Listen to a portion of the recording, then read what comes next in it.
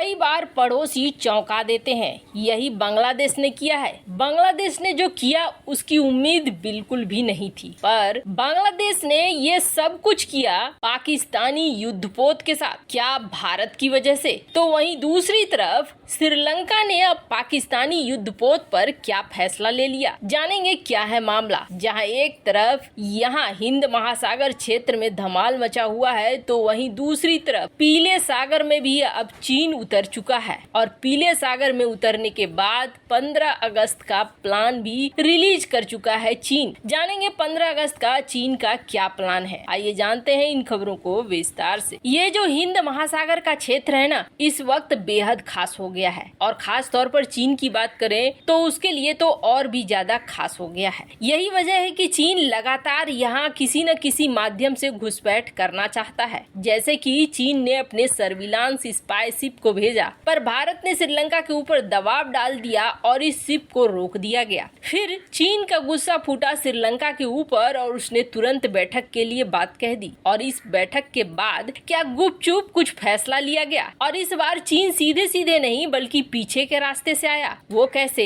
तो जानिए, एक पाकिस्तानी फ्रिगेट है, दरअसल चीन इसे बना रहा है पाकिस्तान को देने के लिए और पाकिस्तानी सेना में ये फ्रिगेट शामिल होगा, जिसका नाम है INS तैमूर। INS तैमूर ने यात्रा शुरू की है चीन से। चीन में ही इसका निर्माण हुआ और चीन के बाद इसे हैंडओवर होना है पाकिस्तान को। और यहाँ रास्ते में कंबोडिया में इसने एक नेवल एक्सरसाइज में हिस्सा भी लिया, ताकि देखने के लिए कि हाँ सारा कुछ ठीक है या नहीं है इस शिप के साथ। उसके बाद ये INS तैमूर आगे के लिए बढ़ा। बांग्लादेश में इसने कहा कि आप हमें अपने नेवल बेस में उतरने की परमिशन दे दो, हम यहाँ रुकेंगे और यहाँ रुककर ईंधन वगैरह भरवाएंगे, तब फिर हम यहाँ से आगे पाकिस्तान के कराची तक के लिए जाएंगे। लेकिन जैसे ही इस बात को बांग्लादेश तक पहुँचा, ये बात बांग्लादेश ने इस बात को सुना, वैसे ही बांग्लादेश ने इस पूरे प्रकरण को ही रिजेक्ट कर दिया और कहा कि नहीं, हम आपके तैमूर को अपने बेस पर डॉक नहीं होने देंगे, हम यहाँ खड़े नहीं होने देंगे। बांग्लादेश ने सीधे रिजेक्ट कर दिया।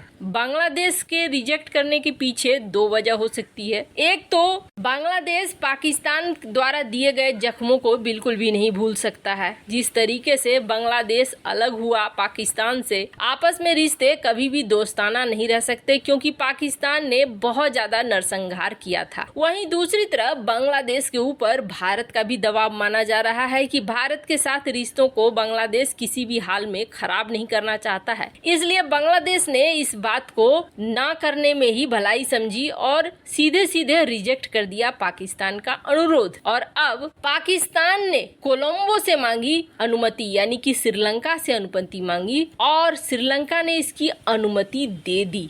अब ये बात थोड़ा संदेह पैदा कर रही है, इसलिए संदेह पैदा कर रही है कि चीन के अंतरिक्ष और सैटेलाइट गाइडेड जासूसी पोत युआन वांग 5 का यात्रा तो रद्द हो गया। इससे माहौल अभी गरमाया हुआ है और भारतीय आपत्ति पर चीन की प्रतिक्रिया भी सामने आ चुकी है। लेकिन अब श्रीलंका ने पाकिस्तानी पोत को अनुमति क्यों दे दी, अब इसे अलग अलग पॉइंट पर समझा जा रहा है। और सबसे बड़ी बात यह है कि PNS तैमूर कोलंबो पोर्ट पर रुकेगा और ये 12 से 15 अगस्त तक कोलंबो पोर्ट पर होगा। चीन और पाकिस्तान दोनों के ही युद्धपोत एक ही समय पर एक ही जगह में पहुंचने का क्या मतलब है? चीन का तो रद्द कर दिया गया, लेकिन PNS तैमूर को अनुमति दे दी गई और दोनों ही करीब करीब इसी समय तक पहुंचने वाले थे। 11 से 17 अगस्त तक पहुंचने वाला था युआंग 5 और 12 से 15 अगस्त तक था PNS तैमूर। अब देखना होगा कि श्रीलंका क्या इसके बारे में फैसला लेता है, क्या इसे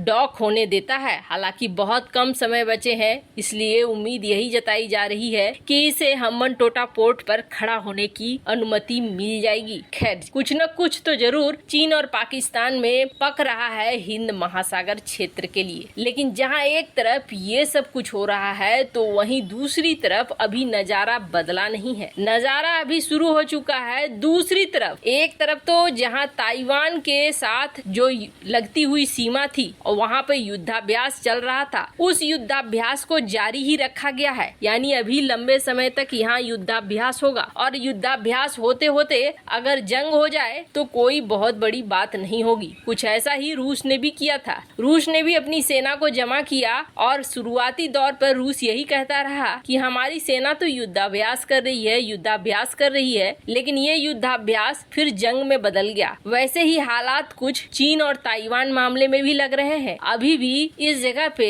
अटकी पड़ी है चीनी नेवी और अब दूसरी जगह मोर्चा खोल दिया है चीन ने। और ये मोर्चा चीन ने कहाँ पे खोला हुआ है? येलो सी में खोला हुआ है। येलो सी का अगर इलाका देखेंगे तो आपको येलो सी का इलाका यहाँ पर पड़ेगा। कहाँ? साउथ कोरिया के पास। एक तरफ जहाँ ताइवान में भिड़ा हुआ है तो वहीं दूसरी तरफ साउथ कोरिया में इसकी नेवी अब करेगी युद्धाभ्यास और ये युद्धाभ्यास काफी लंबे समय तक चलने वाला है। अब आप सोचेंगे कि चलो ताइवान को तो समझा कि ताइवान के साथ पंगे हैं, लेकिन यहाँ पर क्या प्रॉब्लम है? तो यहाँ पर तो सबसे बड़ी प्रॉब्लम है चीन की। और वो सबसे बड़ी प्रॉब्लम क्या है? वो सबसे बड़ी प्रॉब्लम है एक साउथ कोरिया जो चीन के ऊपर इस वक्त बहुत ज्यादा नाराज है, और दूसरा जापान जो सीधे सीधे कह रहा है कि ताइवान पर हमला होगा तो हम मदद करेंगे। वहीं तीसरी सबसे बड़ी बात है कि यहाँ पर तैनात है 7th फ्लीट और ये 7th फ्लीट चीन को टेंशन दे रही है। तो एक तरीके से अपने शुरुआती युद्धाभ्यास में ताइवान के ऊपर से बैलिस्टिक मिसाइलों को फायर करके चीन ने ये देख लिया कि उसकी बैलिस्टिक मिसाइलें किस तरीके से काम करेंगी। वहीं यहाँ साउथ कोरिया में युद्धाभ्यास करके चीन साउथ कोरिया को भी नापना चाहता है, इसकी सबमरीन्स जो पानी के अंदर होती हैं इसको भी, जापान को भी और 7th फ्लीट को भी। या फिर ये कहें कि 3 मोर्चा बना चुका है चीन। एक तो यहाँ साउथ कोरिया और जापान को घेरने का, दूसरा ताइवान को घेरने का, और तीसरा बनाने के फिराक में था चीन, और वो था यहाँ पर श्रीलंका के द्वारा भारत के ऊपर। यानी जिस से उसे लग रहा था डर, उस हर जगह पर वो एक चेक पॉइंट की तरह अपने